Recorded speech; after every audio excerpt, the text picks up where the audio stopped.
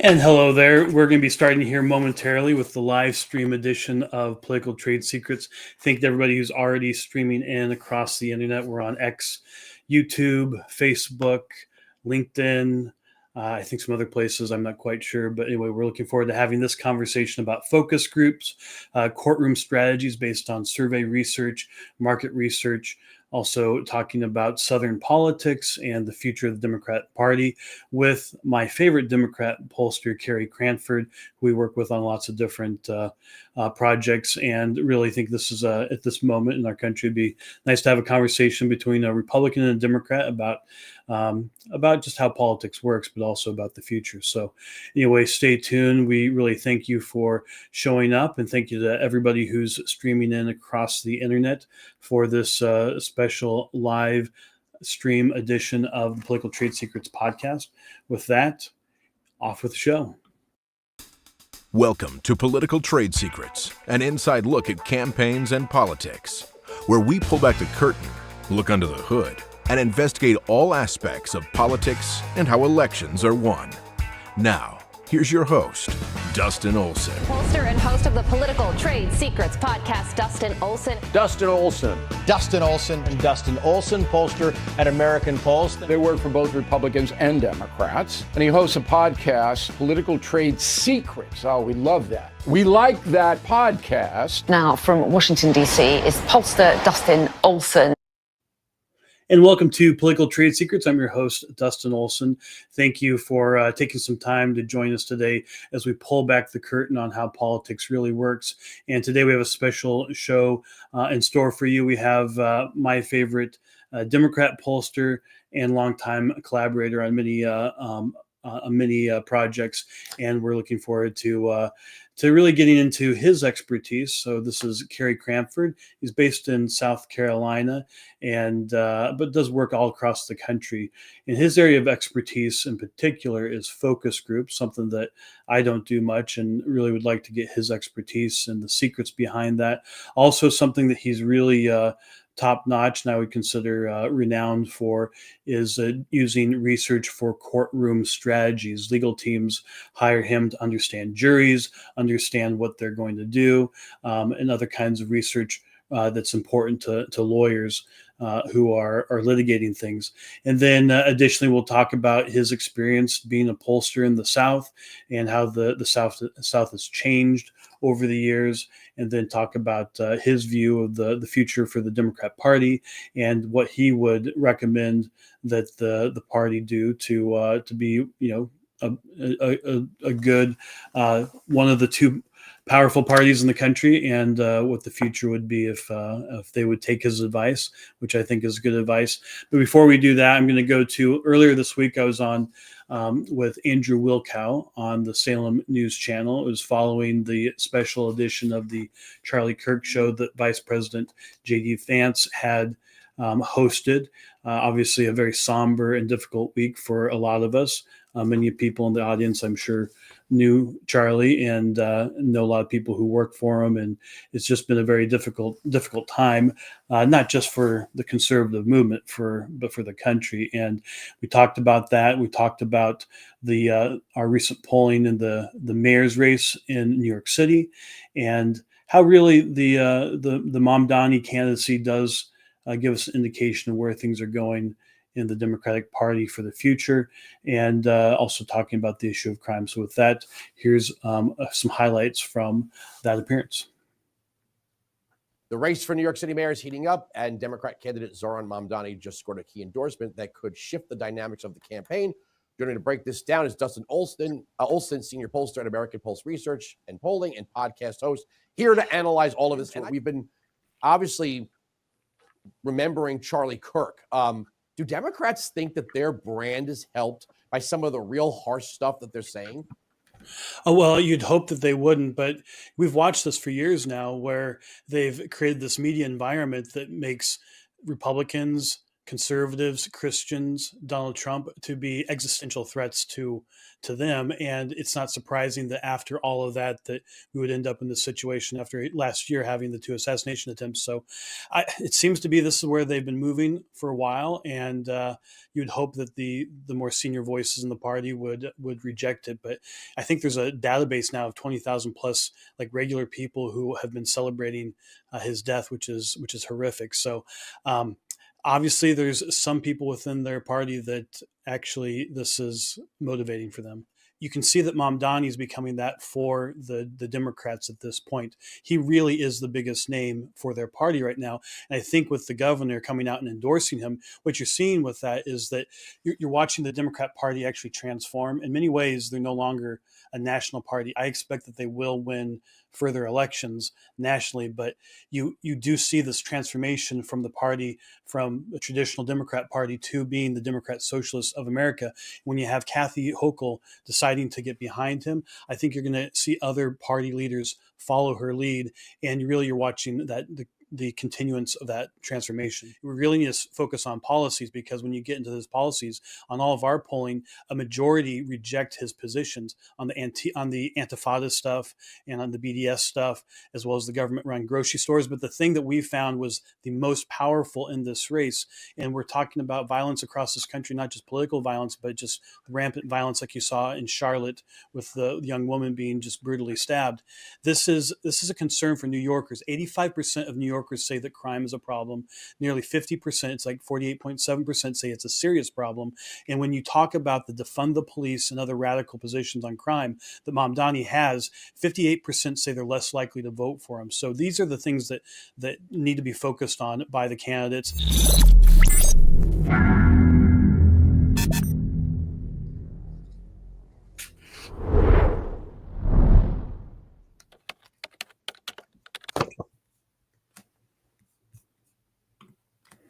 So with that, we'll get Carey's thoughts on any of that. He might agree, disagree with some of that. But before I go into that, I'd like to encourage you, if you're watching on X, Facebook, YouTube, follow the show there. It really does help the show wherever you're watching. If you're listening on Apple Podcasts or Spotify, wherever you enjoy podcasts, follow, and subscribe.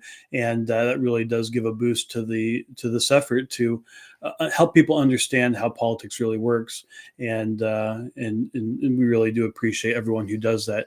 But without further ado, I'd like to welcome my friend and fellow pollster, Carey Crantford, live from South Carolina on the shores of Lake Murray. Carey, great to have you here today, and really appreciate you taking the time to have this conversation, and looking forward to learning a lot from you. Dustin, appreciate the invitation. Really do, being here. Yeah, not a bad place right now to be on a Friday in South Carolina. So yeah, is it starting to get a little bit cooler there? It's been nice, low 80s, 60s, and in the evening you can feel it, the fall coming. And of course, football is the great herald of the change of season, and everyone's losing their mind about that in South Carolina right now. So yeah, so I asked you a little bit before the show, but tell people a little bit of, this is, there's families who have mixed politics, but in the South, it's football is a much bigger deal. So tell me a little bit about your football pedigree. Well, it's true. Well, I'm small college, born Furman University, Wake Forest, and ended up at graduate school at the University of South Carolina. But my kids kind of span the SEC. So a couple at LSU, one at Carolina, other family members from Mississippi to Mississippi State to Ole Miss to Alabama. So our family is literally game day, in terms of SEC football. Some traditions, always fun, always great. That's great. Well, that gives us a little bit of an idea of your background and how you ended up in the profession that you did. And one of the reasons why we really enjoy collaborating with you on projects is that you bring a wealth of experience and knowledge, a real academic background. So, tell us a little bit more about that, and kind of the path that you took that had you end up becoming a pollster, and really, I would say, one of the leading focus group facilitators, as well as Courtroom Strategy consultants out there. Well, appreciate that kind nod on that. I think my journey is kind of like a lot of people that work in professional politics. You kind of grow up in a household where ideas and participation and the news are all part of your life. And once you get to that age, particularly in college, and you want to connect and participate and you start doing it, you feel, motivated to be a part of it. So, coming out of school, I was looking for that way to connect. And, here comes a congressional campaign, and here comes a gubernatorial campaign, and you start off at the lowest levels as usual, and loved it, changing my educational direction in terms of being able to acquire skills that would allow me to work in it at a high level. And, have applied and adjusted those skills for literally almost 30 years as politics has changed. And as you certainly know, as technology of research has changed, and the way we communicate, all of those things have happened, across the career, which has kept things fresh, interesting, and challenging. Where I started as a pollster 20 plus years ago, the technology we're using, what we're doing now, who would have imagined? Who would have imagined? It's really light years away. I'd like to get into that in a moment, but before we do that, what was your first campaign? Like, what was the first, I'd like to be involved in politics. What got you? Yeah, I mean, there's a lot of local things. Maybe the first thing that you really felt was the 4th Congressional District in South Carolina, Greenville, Spartanburg. It was actually a very pivotal race in Southern politics. Mm-hmm. Carol Campbell won that as a Republican. It had been a Democratic seat up to that point. Our candidate had been the mayor of Greenville, Max Heller. Lee Atwater, which is the name most known, South Carolina, involved in professional politics, was the campaign manager for Carol Campbell, who then went on to be governor as well. So the tactics, techniques, and just the beginning of Southern competitive party politics kind of goes back to that to a certain degree, and began changing how particularly people in the state began looking at what is competitive, what are tactics at work, how should we approach these things, from messaging as well to thinking about coalitions in a southern state. So it's kind of interesting that I was involved in that and paralleled it. We were on the losing side of that. But sometimes, as you know, no matter what side of it is, your own losing can teach you a lot of things and can motivate you to think about how to do better in another manner. And as Southern Democrats at that point, the change was coming. And you really had to look at how you were campaigning, what you were talking about in many different ways after that point. Well, for myself, I know life lessons. The ones where I learned that was on my losing campaigns, and some of my best campaigns were actually losing a campaign in a difficult environment. And in one case, there's one that I did in Massachusetts for a Republican, tough place to be. And people actually remembered it as though sometimes people say, you're that guy who won that Massachusetts race. No, we lost. But they just remember it being a really good campaign. And it's still fun. You meet great people. You learn lots of great things. And that's so interesting that is a huge moment. Before that, it was kind of what you have now. It was a one-party state, right? Very much. That was the pivot. The sun was setting, and it took some very sharp eyes to realize how it was. Actually, if you go back to, Goldwater's race, and you look at the South, that kind of a pivotal presidential race that really showed how conservative messaging, values, and ideas were emerging as very strong forces in the South. So the Goldwater electoral map kind of suggested what was there. And then a variety of presidential elections after that. Also, you began to catch the tide of what's happening demographically, what was happening socially, what was happening in the country that was being magnified differently in the South. So a lot of things. I mean, it was a turbulent time. If you go back to the 70s, the end of the 60s, where a lot of new ideas, new ways of looking at things, and protest movements and all types of things were happening. So the bonds were loosing of the old one-party Democrats at that point, and people were looking for change in different things, in different directions.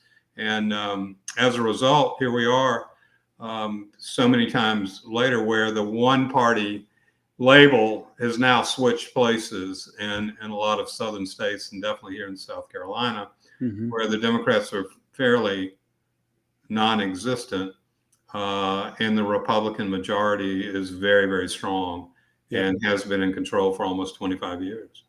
This is, currently in the national level, and I'd like to get your thoughts on this. We're watching a bit of a collapse of the National Democratic Party, and who knows if that's going to be a long term. You saw in the clip that my view is that people like Zoran Mamdani are the future. If you follow the energy, that's where things are going at the national level, which I think takes the party from being a national party to possibly a regional or very ideological party. Now, is that going to happen for sure? I don't know. But my contention is you need to have a strong, at least two-party system to have checks and balances, accountability. You don't want to have one party completely control everything forever. And I would suggest that that's the case in a place like South Carolina and others. So for the state, you're in South Carolina. It's between North Carolina and Georgia, which have a little bit more competitive. Right. What's the reason why South Carolina is the way it is versus what North Carolina and Georgia are?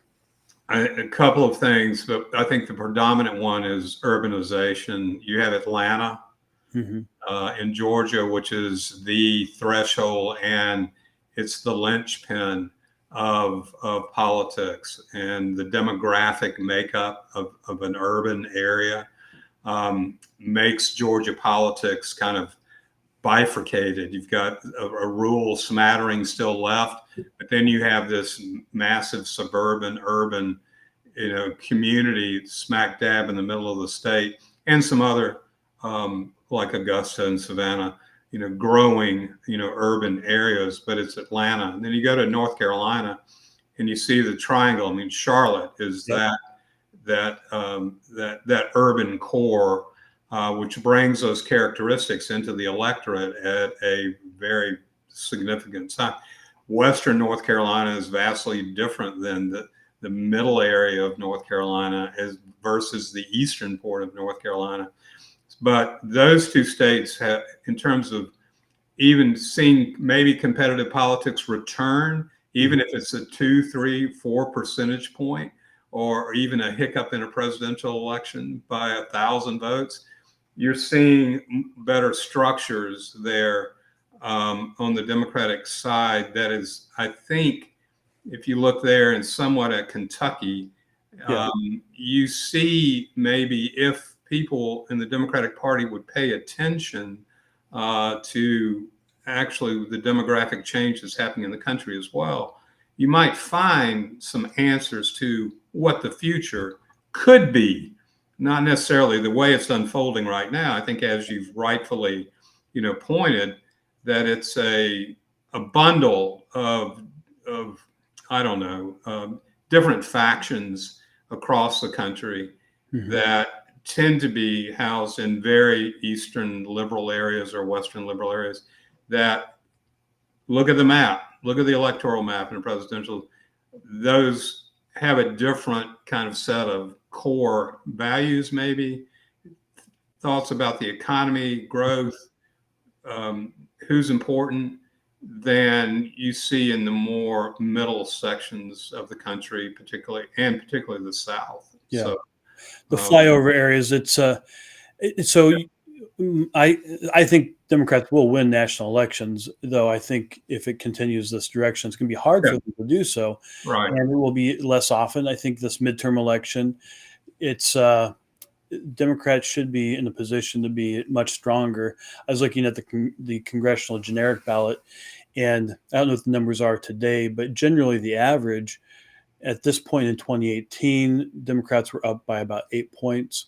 Recently, it's been anywhere between 1 and 3 points. Right. And I have a feeling the events of the last week have changed that. I've seen President Trump's job approval has actually jumped.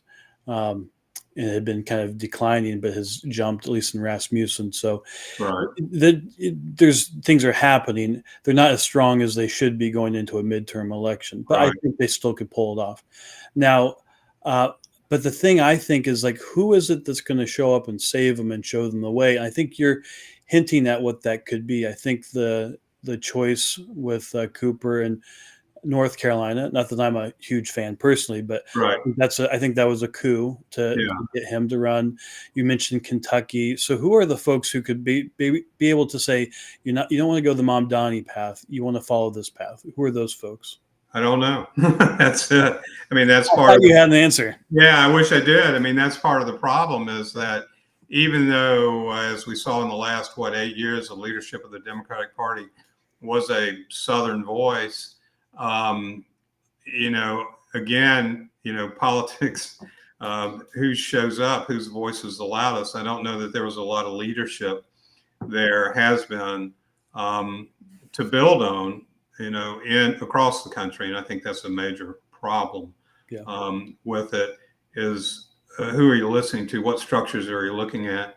The other thing is Democratic prospects. Is a professor from college who said this, Earl Black, authority on one-party politics, kind of redid the whole VOK analysis of things and wrote a variety of books. Was at the University of South Carolina for a while, and he said Democratic prospects are really tied to Republican mistakes, and that in the South, and that is rather correct. I still think is that for the party to win, for elections to win in competitive races where maybe 4 points, 6 points is the difference, it may be more determined by the mistakes of the Republicans, by the party lack of coherence, or many factions, or many candidates, or lots of different things that may provide a small part of the electorate to then go sample or look for another candidate. And I still think that's true in terms of Southern politics right now, is that in even including Georgia, things may be more competitive, but I think they are tied to Democratic prospects are tied to being opportunistic with the field that they're looking at, or the opportunities that they're seeing with it. Where I find, if you look long term, and I know this is just part of you and your work, is the understanding of demographic change. That as a pollster and as reading data, being able to focus on the trends that are occurring as elections move across a calendar and time, it is a critical analytical tool. And what we are seeing here is we're in the midst of this huge demographic change based on age. Really. So baby boomers aging out, the group that have defined politics really since the late 70s, they're aging out. They're retiring. Their children, and how will these younger voters redefine this? And in a way, and I think it's maybe a little bit in both parties, that our messaging in both parties, maybe because we want to win elections and we know who's voting, are still kind of geared towards that model of age group. And that's going to change in the next election cycle a lot. And how so, do you think? How what? How so do you think? Well, I think as the baby boomers age out and become, less and less of the deciding factor on most elections, who emerges, and does the 30-something group find a voice? Their relationship to economics, their relationship to the social agendas are so different than the baby boomers. So how will these upheavals in terms of who's voting change both parties with it? And I will admit the Republican Party has done a better job of looking at the youth movement in trying to address it and involve and bring people into the circle than the Democrats to a certain degree. But that's going to change politics. Yeah. That's going to change politics. This is part of the legacy of Charlie Kirk, and in a way, yeah, as being now kind of a older Republican in my mid 40s.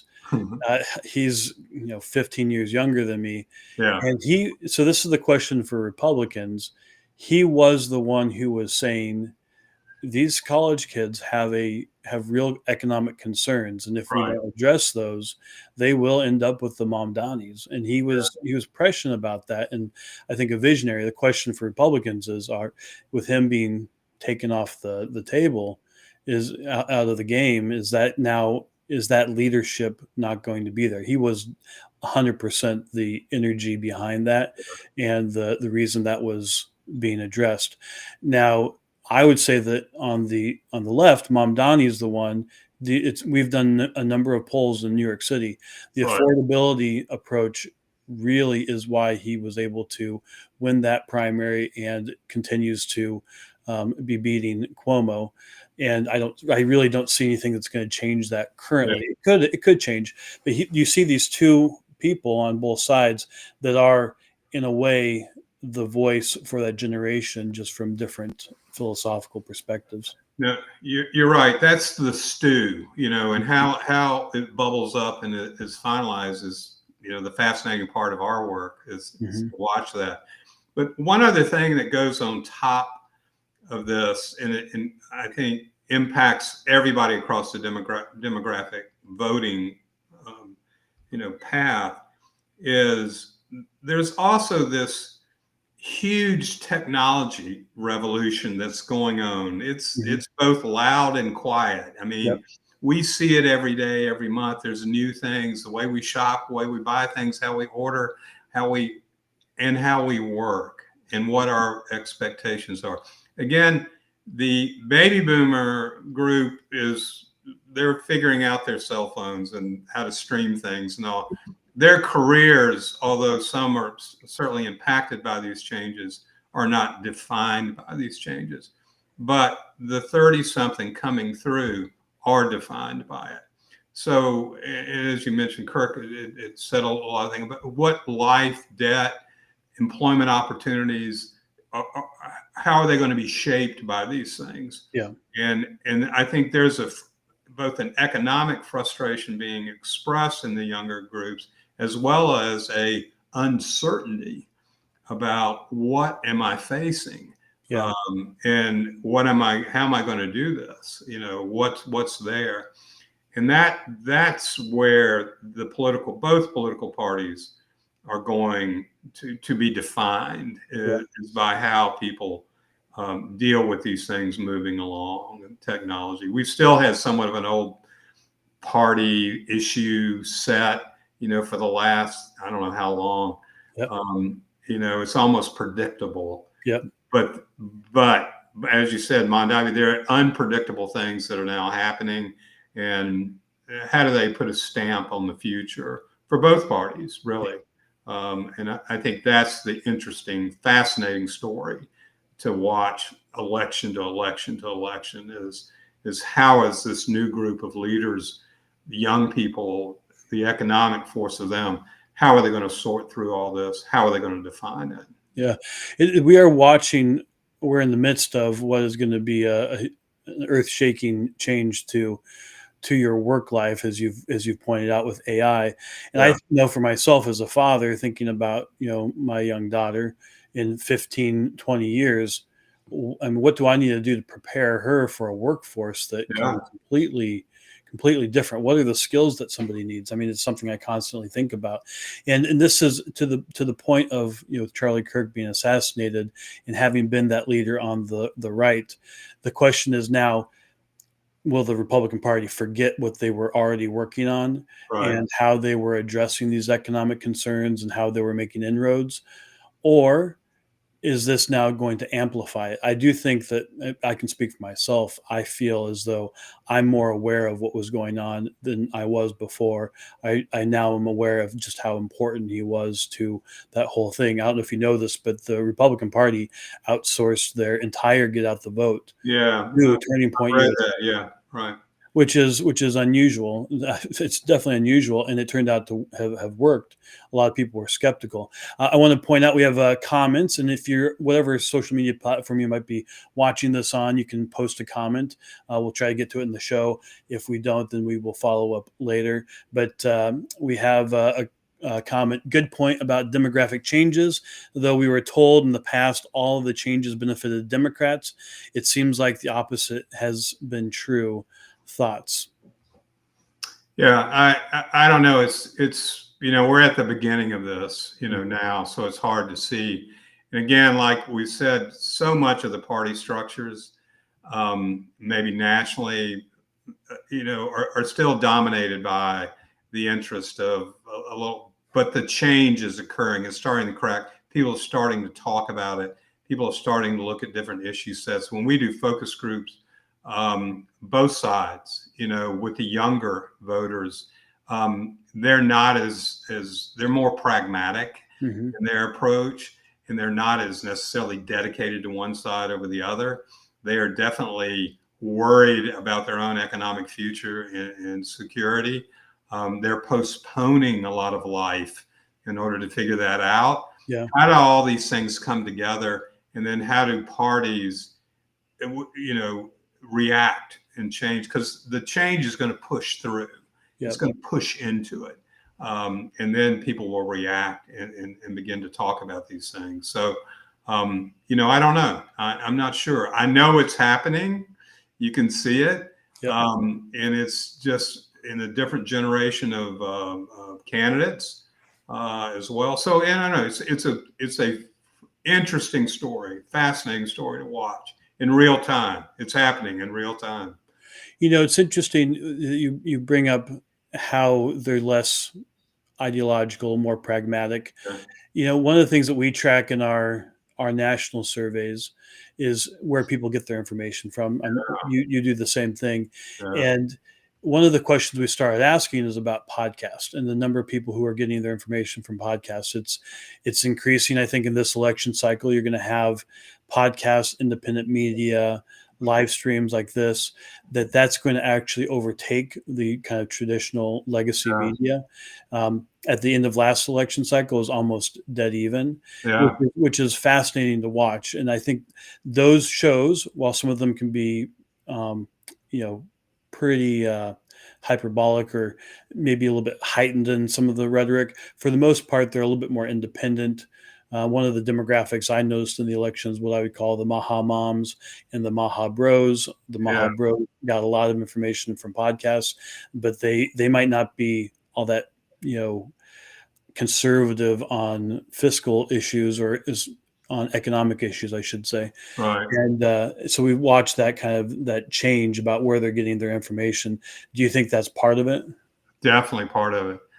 So the technology of that scramble, it's so impactful in many ways in terms of how diffuse it is, also how selective you can be with it, how you can control your own news to a certain degree.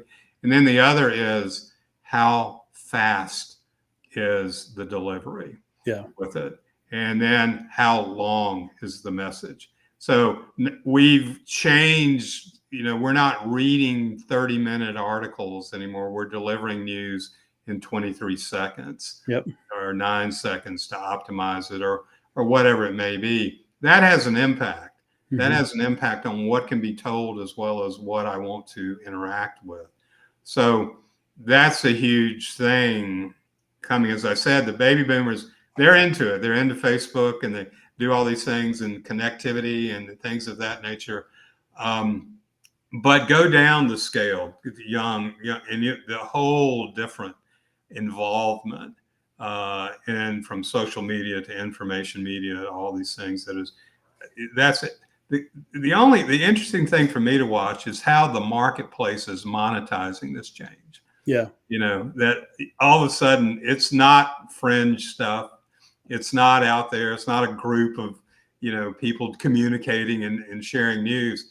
No, I mean, you can stream on, any platform now. You can put ads, you can buy into it.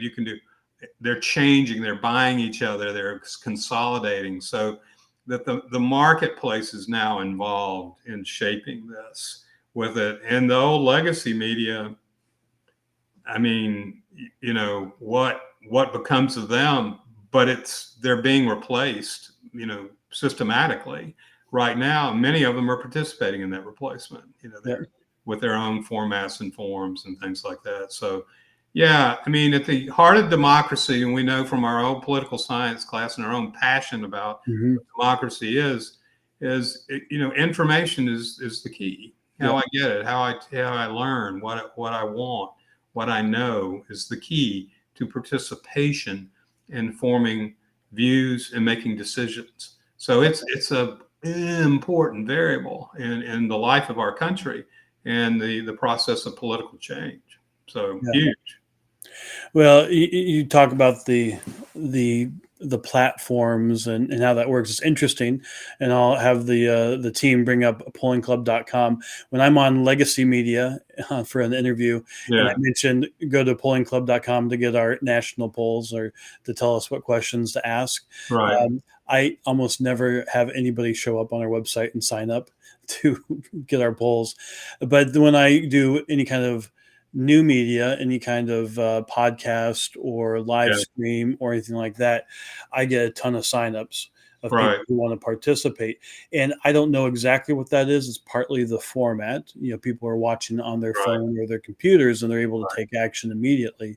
But it is interesting. Sometimes you feel like a tree that fell in the forest and no one was there to hear it, to make any sound when you're on legacy media. With that, I'd like to bring up your information for Crantford Research, where you're a pollster and president, and how people can get a hold of you. So if you want to learn more about Carey and Crantford Research, you can call them if you want to do a project, 803-606-4451. You can email him at Carey, that's Carey, at Crantford.com. You can go to their website, which is CrantfordResearch.com. And Crantford is CRANTFORD research.com. So recommend people do that. In particular, on our next topic that I'd like to get into, which is focus groups and how they're used for legal strategies. But before that, one thing I think is really interesting, you mentioned being on the other side of Lee Atwater. And Lee Atwater he really is a legend, honestly, for Republicans. He was the Republican National Committee chairman. He had been the campaign manager for George H.W. Bush. There's a book called Bad Boy, which is about his life.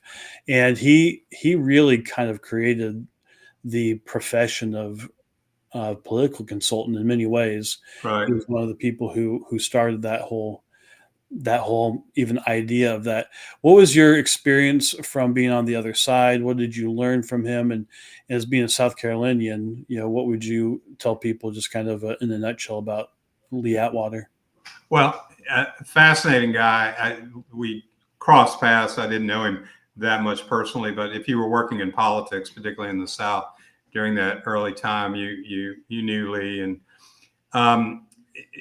Lee brought some very interesting things to the table. One was a recognition of tactics and how they fit or don't fit a given time. Yeah. And I think that, and he even said, frequently, and a lot of people, he was a showman, guitar player. I mean, he knew how to own the stage of politics and, was very effective and loved it. I mean, he was passionate about it.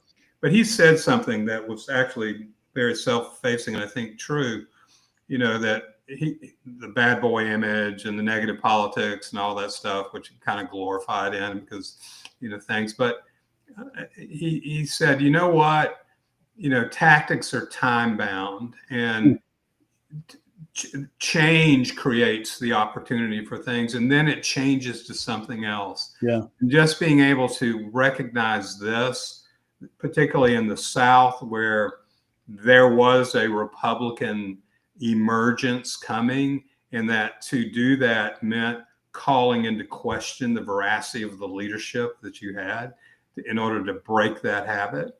So that tactic of negative that we shorthand that with, was really a complicated reaction to the emerging of an electorate and how do I crack that through? He figured it out and worked it effectively and had a sense of how the delivery of that in communications worked, and was bold enough to not be shy to do it, So, for whatever you want to say about him, he was an innovator, but he recognized, even in his own world, hearing him talk about it, that this was part of the process, that I was able to get out in front of the process and use these techniques effectively.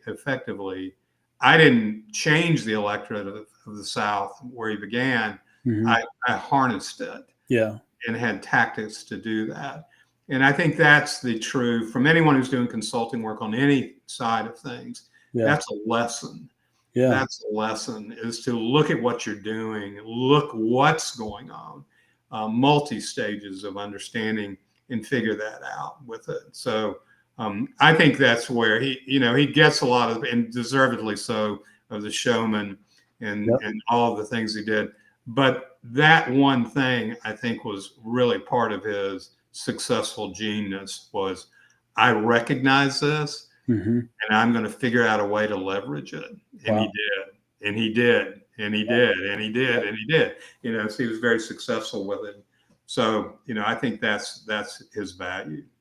Well, that's very insightful, and I'm glad I asked about that because I think people can learn a lot from it. And you're absolutely right; he's a showman. I think he understood. This is my quote, which is 100% of communication is attention.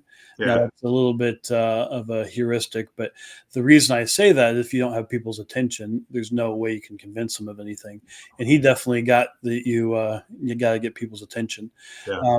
So moving back to the work that you've done. So you've been involved in polling in focus groups for now 30 years. And people can work with you at Crantford Research. You do market research. You do the research for legal strategies, which I think is the main thing that you do these days and highly important for your clients. But over that time period, what have you seen change in the world of polling and focus groups?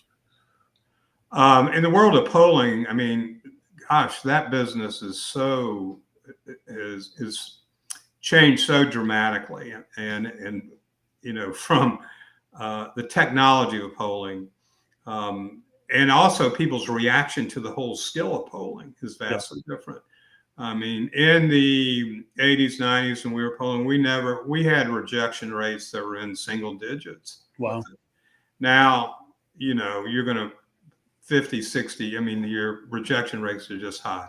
The way we approach people, the way people can interact with information and answer questions, totally different. Now, you're not generally relying on one method in order to finish out your samples. You're utilizing, could be 3 or 4 methods of data collection in order to do it, just because not everyone does the same thing anymore. The other is sampling as well. Our ability to, the knowledge we have about people, panels, who they are, where they are, how to reach them is dramatically different than it was 20 years, even 10 years ago. So the whole technology of the profession has changed. And then the access to polling has changed. Some people call it the democratization of polling, and that's kind of the do-it-yourself. People, we see it more in the corporate world. We see some in the political world where you can call up a company or subscribe won't push any particular brand, but yeah, we'll do it for you, or we'll fill out your own. Here's a questionnaire, instant, Survey Monkey is a good example. I'll just say it. Okay. And, Yeah. And you get a lot of panel trash is what we call it in the business. Yeah. Panel trash, Right. where people are using data to make decisions Right. because really to make the decision they wanted to make, but they really don't have good data. Yeah. That is a problem. That's one of the reasons why a lot of the national media Right. polls, in my opinion, which are in some cases 100%, not in some Right. cases, almost universally these days, 100% panel, Yeah. an online panel, mean that people sign up to be a part of a panel to do surveys, and that's a different kind of a person, obviously. Yeah. The best person I've seen is one of your Democrat colleagues, Mark Penn, who has done, because you mentioned how we'd use multiple methods now to gather information, which is extremely important to get you more accurate results. Yeah. He started doing that to getting multiple samples from different online panels because they're all very different. So he gets kind of a different overall aggregate sample from lots of different panels. Right. I think that's brilliant, and he tends to be one of the more accurate folks doing national surveys. But there's good that's come with it, and there's been bad that's come with it. It's more expensive in some ways it's cheaper. We are starting to bring in AI tools into a lot of our stuff. There's things we could not have done a year ago that we can do now with being able to chunk through a lot of data. We are even able to do qualitative research, which I'm going to ask you to define in a second, because you really are a leader on qualitative. But we're able to we have AI that can follow up to an open-ended question in a poll on a panel or on a text message survey that will then have a conversation with the person and kind of get deeper into it. Now, I don't know if it's quite where it needs to be yet, but these are the kinds of things that are coming online. So just take a second to explain to people the difference between quantitative and qualitative. And you've been a leader on both, which is actually unusual in the business. Well, let's say certainly there are technical terms, but the quantitative usually is an empirical based system that actually is bounded by some theory of sampling in mathematics and analysis and statistical analysis. And in order to work in that field, you've got to understand exactly what your mathematical equations need to be in order to project realistically opinions or the answers to questions. So it's a completely different skill, and it's one in which a body of knowledge that's anchored in mathematics and social theory about analyzing information, predominates with it. So even the word pollster is different from, there's just various levels of it. So it's a mathematically driven model that can be evaluated statistically and is bounded by a certain rationality that is based in actually, scientific math that may not quite work in social sciences, but nevertheless we adhere to it anyway. Yeah. So and that's what a national poll is supposed to be. I don't know that I don't know about everybody's secret sauce, but theoretically that's what that is, right? Yeah, exactly. That's where you see 1,000, 500, 200, and it's good for the consumer, anybody that when you see one in the newspaper, hopefully they printed how it was done, because that's how you tell the quality of it. Size of sample, the methods in which the questions were asked, how they were asked, how long the survey took to acquire. Those things are all important variables in terms of controlling quality of it. And I'll say this, and it's true, it's a little bit old school, and I apologize for that. The value of quantitative work begins and ends with the experience of the analyst. Mm-hmm. And it's not just I can ask 100 people a bunch of questions. Yeah. It is the analyst's judgment and experience with knowing about what they're doing in the model they're working in and how those interpretations should be best framed with it. So that's maybe what's missing in a lot of the stuff that's out there, but in the real stuff, that's what you're doing, and you have that core professionalism that says, I am playing by the mathematical rules, and I know through experience how to look at this data and project it. That's the difference between accuracy and just content that's out there. So the Marquette Law School, which is always talked about in the media, has their director of marketing is the one who runs their poll. Yeah. I never think of a law school as a place where they know much about mathematics. But anyway, that's a case of, I don't know that there's a lot of deep thinking going on with the structure of that study. But then on the qualitative, which is qualitative, it's a different animal. It's not bounded by the social norms of statistics in any way. And it actually, I tell my groups when I start, I said the rationale for what we're doing is, hey, let's get some people together and ask them some questions. And that's kind of the core of what a focus group is, with a lot more, structure to it, in that we want our focus groups to be reflective. They're small. They can be, it depends on where you're working. If you're working in show business, you're doing focus groups of 200 people in order to test new television commercials. If we're in our legal work, our tendency is to use 6 to 8 people, in a focus group where we have a lot of time and information intense. But we are looking to somewhat collect a group that mirrors our population of interest. It could be a general population. It could be, we're interested in how young people feel about something, or how whatever. So you have the opportunity to bear down more on the focus of people. Then you have time. You may have an hour and a half longer in order to engage people on a topic in a systematic way that allows you to understand more their personal and demographic connection to things in terms of making decisions. And then, more importantly, it is a conversation. There are lots of different techniques with it, but you get to engage people in follow-up. Yeah. Well, why do you feel this way? Why is that interesting? Why wouldn't you consider this over this? So that you can do scenarios of choice, and involvement, which is a little bit different than a whole lot different than a survey, although technology allows us to do that a little bit better. Mm-hmm. And it's really analyst dependent. Yeah. That moderator who's running that has got to be very versed in the limits of the research method, the goals of this particular conversation, and the ability to control a conversation and get the most out of it with a very diverse set of people talking live or online with it. So skills are a little bit different with it as well. And then finally, say a little bit more about those skills, like the kind of person it takes to be able to moderate that discussion. Yeah.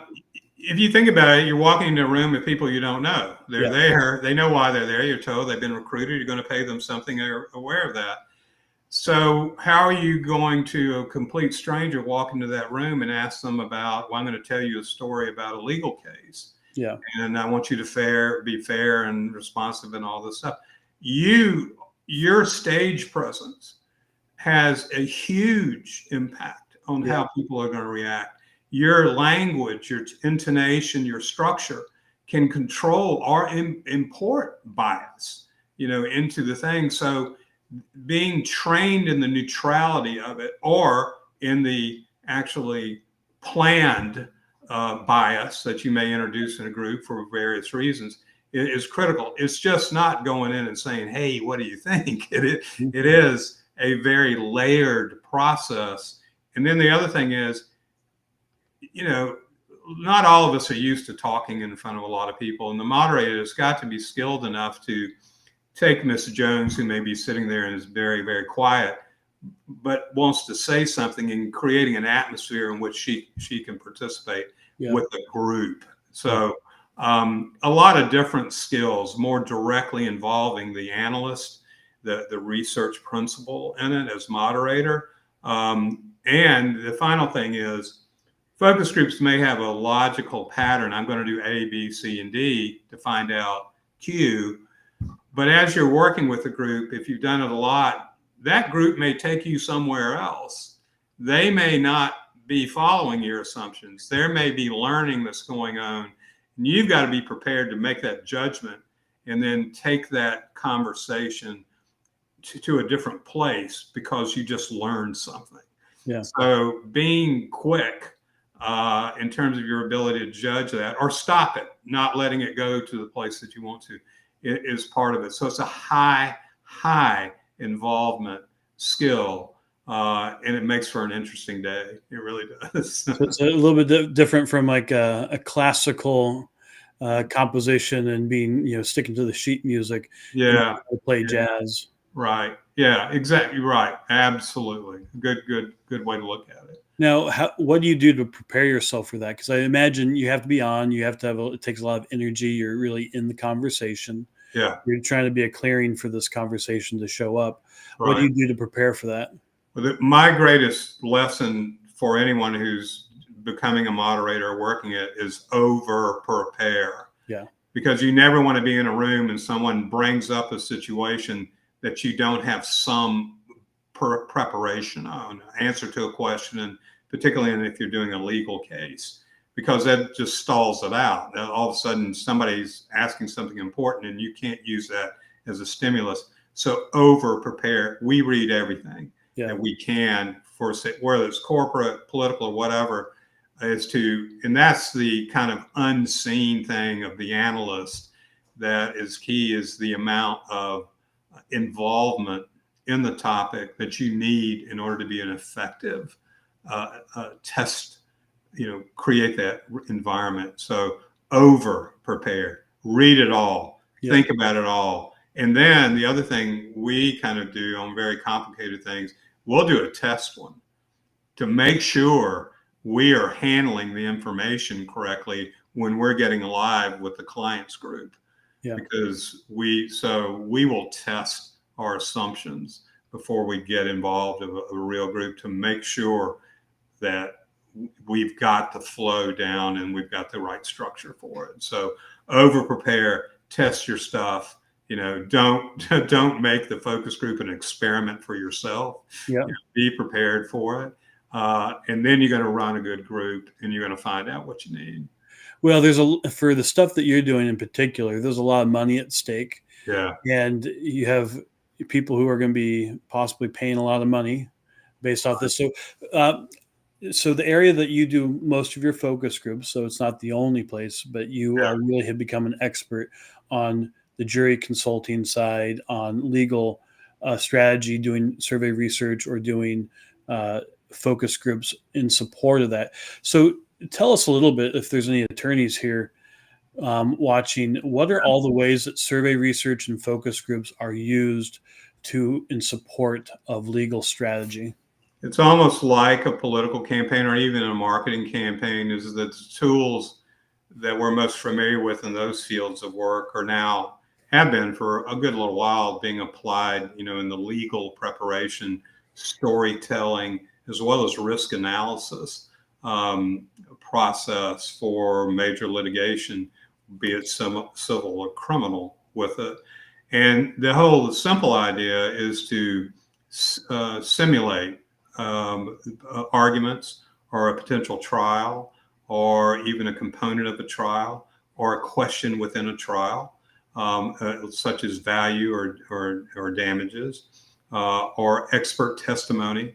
So because of the flexibility of research and the fact that it is essentially involving a presentation in court of two sides of an issue to the public, which is the jury, in which they have to use their backgrounds and opinions in order to form an opinion with it, just like anything else in terms of consumer buying or politics. Some differences with it, but it's the same core, is we have a question. Will people relate to this or will they not? What is this, a lot or not enough? Same things that happen in terms of communications with it, just under a different structure because of the nature of the stage of a legal case. Yeah. One thing, and you mentioned polling or large sample research, we're seeing a resurgence of that in major cases where litigators are looking for more empirical security in terms of looking at messages or running particular outcomes on a case, so that the polling you might see in a political campaign or the process is now being used, has been for a little while, in mirroring a legal case. And so rather than 12 or 24 people in a mock trial, you may have 1,000 to 500 in a survey situation where various scenarios about a particular event or outcome can be presented, carefully presented. So we have so many more tools. And then you're looking at a set of results that are bounded by that rationality that comes from the empirical sciences in terms of what this means. So that type of is emerging now for mid-level value cases, certainly to high-level value cases, of bringing a whole lot of information to the risk assessment side of things, and even testing stories that, and as you know, in doing polling and working in this area, our ability and skills and new tools that we have allows us to make that much more accessible. Totally. So thinking, oh my, I've got to spend gads of money in order to do it. You're going to spend some money, but it's within the bounds of practicality now for many, many mid-level cases. Well, considering how much that could be being paid out, right? I think it's a drop in the bucket for what we charge working on projects with you for this data collection. Yeah, that is. I don't know what are the kind of. I mean, what are the brass tacks of what people are talking about oftentimes, and settlements is really what you're talking about. No, that's it. It's risk management. It's what's your worst day, what's your best day, and what are the elements of making both of those two things happen is really the simplicity of it. But medical malpractice cases, engineering default, can be heavy information oriented with it. Have lots of experts and things of that nature. So rather than testing in real time in court, you coming to the research side of things in order to understand how I lay this out in the questions that are in the background of my presentation with it. So it's a very dynamic and exciting field. And the thing that's drawn us to it, you get a report card immediately, with either the settlement or whatever and all that stuff. So you learn, you learn fast in this, and it's a very dynamic type of thing and highly useful tool for other professionals to bring information to their table. So it's an exciting place to be. Well, I'm glad you mentioned that. That's something that's unique about the work that you do and that we do as pollsters, and then the work that you do with legal strategy is that there's very few things in market research. So someone's a company that wants to research their market, right? They don't ever really get a report card, as you were saying. But elections and whatever the jury decides, those are real report cards as to whether the research you did made a difference, or if it was predictive of what was going to happen. Right. As we said, there's no market share in politics or the court. Yeah, that would make our world a whole different if we were playing for a percentage. But it's win or go home. So if you are a top-notch lawyer out there and you want to win your case, it kind of paint the picture of what a really good strategy for using research and how you can incorporate it into your preparation to win. I think the thing that I see my clients over the years appreciate the most when they engage in research and what gets them coming back for it is they have learned not to assume that the legal perspective on X, Y, and Z, or the position of X, Y, and Z within a legal argument is the story that people are really interested in and are going to decide on based on what they're told. So people a focus group outcome can be so different than the expectation of the legal system saying you need to weigh the evidence, and decisions can occur for lots of different reasons. Yeah. And that's the eye opener, is that that our juries are just not neutral experts.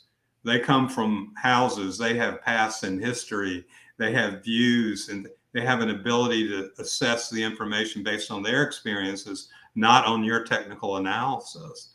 So they're telling a story about what they're hearing. Yep.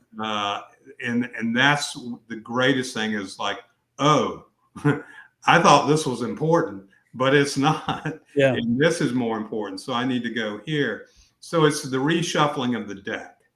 And now, you've told me stories before about how this has shifted. I don't know what you can tell, but are there examples you can give that kind of illustrate this? Oh, wow. Not without getting, I don't know how much time we have. Well, here's one that I thought was particularly Yeah, funny. go ahead. Had to do with a fella being able to mow the lawn, I think. Or the loss of consortium one. Yes, loss of consortium. I don't know if you can talk about that, but it's a big legal word that's used in civil cases as a damages term. And it usually has to do with either the husband or wife filing a countersuit saying that their loss of affection, a loss of sexual relations due to the injury that the other spouse has had. And that's kind of an add-on in a civil case, depending on what state you're in and what you're all different with it. But we had a client that was interested, and they really felt that they had a strong argument here. The husband had been injured, his back, in a terrible car accident, and that had affected significantly their relationship at home. Mm-hmm. So the wife, they wanted to test whether a loss of consortium filing by the wife in this case would be something that the jury would also consider. And they knew that women would drive this on the jury, since it was a wife talking about her sense of love, satisfaction, romantic interest, all those things in loss of consortium. So I asked, we did a focus group of women. I said, let me ask you about loss of consortium. That's a big word, legal word. And, the woman participant was snickering and said, you're really talking about sex, aren't you? And of course, let's get just straight to it. That's what it's about. And, the case here, his back was hurt. This doctor says this, his wife would say this. This is part of their life that's missing. Is that something that as a juror you would consider in terms of her damages? And 2 or 3 were laughing about it, which surprised me. Why is this funny? Or snickering, really kind of schoolyard snickering about it. And, a lady, she looks at me and very boldly says, well, she's probably happy because he wasn't good at it anyway. So I'm like, what? And now, if he couldn't cut the grass, and she had to use her time in order to do that, that's a real loss with it. So as you see, that's kind of a extreme, and everyone was laughing at him, but that was in the back of folks' minds. Mm-hmm. So going into court and trying to argue all this romantic loss and things like that, what we learned was it's better to look at the practical side of the relationship in the loss of consortium definition, in terms of being able to help your partner and be a part of their life, and that they don't have to spend their time doing what you normally did. Yeah. So that's the learning, and it can be kind of silly or dramatic or kind of crazy as that story is, but nevertheless, it's what people were thinking. Yeah. It's what people are reacting to, and to tell the right story with the right thematic elements was the key to it. Even though it sounds a little silly, that's the point. But it's also it's reality, and this is what I think you need in a good researcher on a campaign, or doing market research for a business, or in the work that you do with juries. Is you need somebody who can test their assumptions, right, who isn't going to be controlled by their preconceived notions, that they can hold a space where they can see something could be possibly totally different than what they expected. Right. And I think that's really important Yeah. you can almost hold two different minds on something, and you can let go of something if it turns out that your assumption wasn't correct. True. I think one of the reasons why I think Democrat and Republican pollsters get along pretty well is that I think they're generally all able to do that. And Yeah. maybe we're the future for America because these kind of conversations can happen. I want to bring up the website again and be Sure. able to tell people how they can work with Carey. As I said, we've worked with them on a number of projects. It's always a really wonderful experience.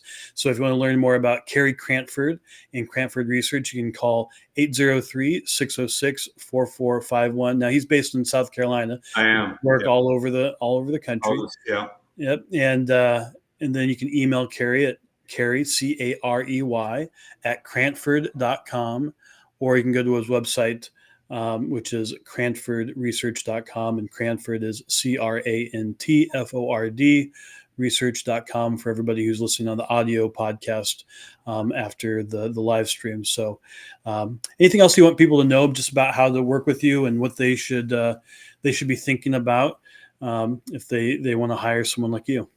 Yeah. Oh no, we appreciate all comers in, and we're a boutique shop, and we kind of narrow focus our with our clients. So we're taking kind of complex projects as part of what we do, and but we work from corporate all the way to the political to the legal with it, and have been fortunate of having a wide run at that. So even if you want to talk, you got an idea, a question like this, the one thing about research, and Dustin, is there's a solution out there to the problem that you have in terms of data or information or decision making.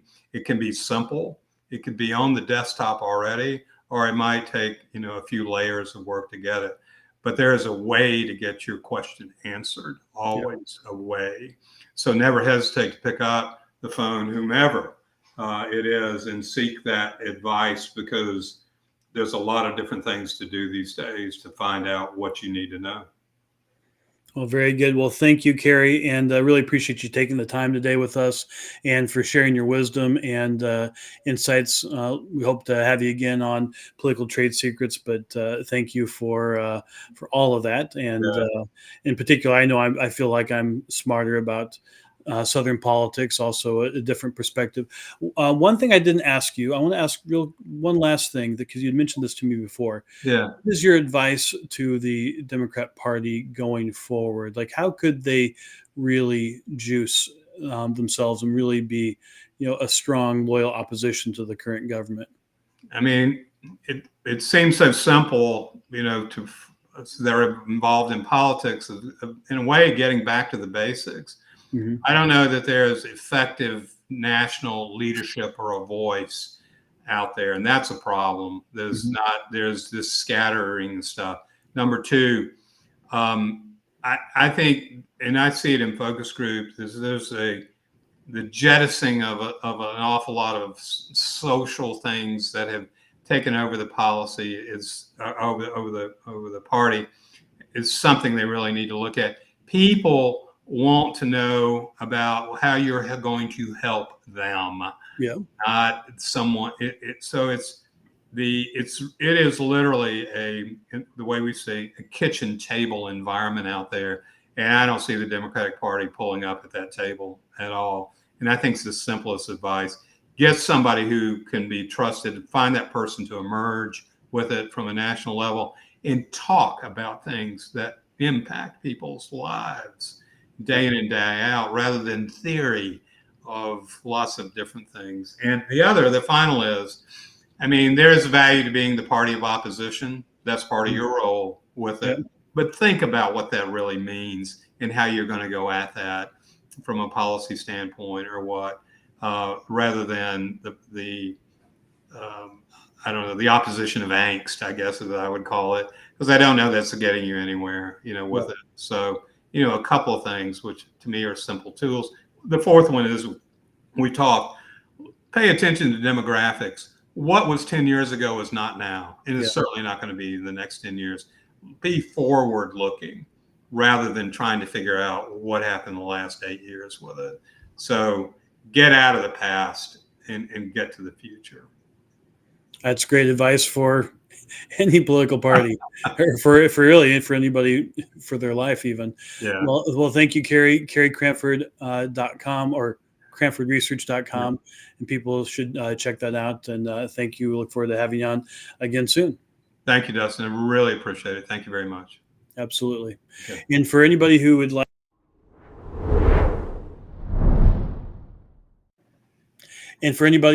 to help the show, please like, subscribe, and follow us anywhere you get your podcasts.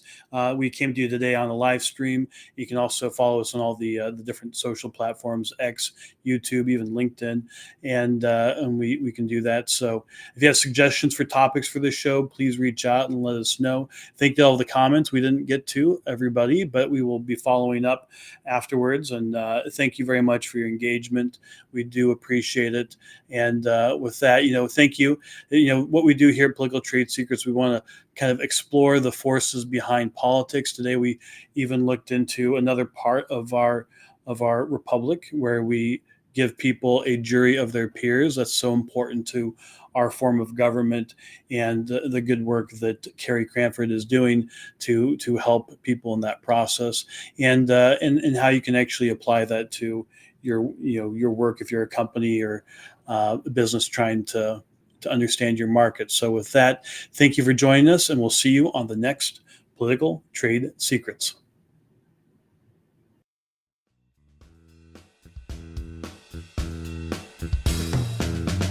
Join us next time by subscribing on iTunes and get show notes and sign up for our newsletter at politicaltradesecrets.com.